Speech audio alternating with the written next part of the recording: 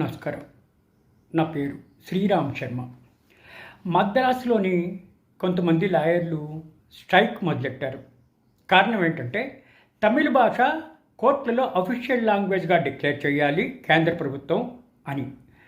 కొన్ని రోజుల నుంచి స్ట్రైక్ చేస్తుంటే కూడా కేంద్ర ప్రభుత్వంలో చలనం లేకపోతే ఇంక చేసేది లేక మద్రాస్ హైకోర్టులో రిట్ పిటిషన్ ఫైల్ చేశారు.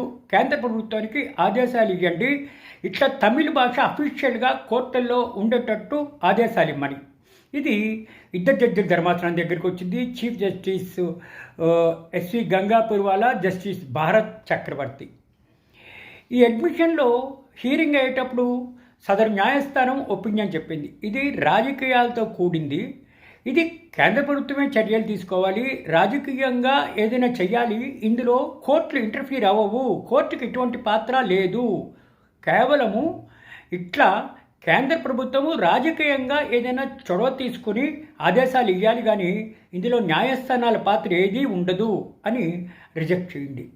రిజెక్ట్ చేయడం బట్టి తెలిసేదేంటి, ఇటువంటివి ఏదైనా రాజకీయాలుగా ఉంటే ప్రభుత్వాలు తేల్చుకోవాలి, రాజకీయ పార్టీలు తేల్చుకోవాలి, కానీ కోర్టులలో ఏ పాత్ర ఉండదు ఇటువంటి వాటికి అని చెప్పడానికి ఇది ఒక చిన్న ఉదాహరణ. అఫీషియల్గా తమిళ భాష చెయ్యాలి అని అన్నది రాజకీయంతో కూడింది, కానీ న్యాయస్థానాలు చొరవ తీసుకొని ఏ ఆదేశాలు ఇవ్వడానికి లేదు అని తీర్పు ద్వారా మనకి తెలుస్తోంది.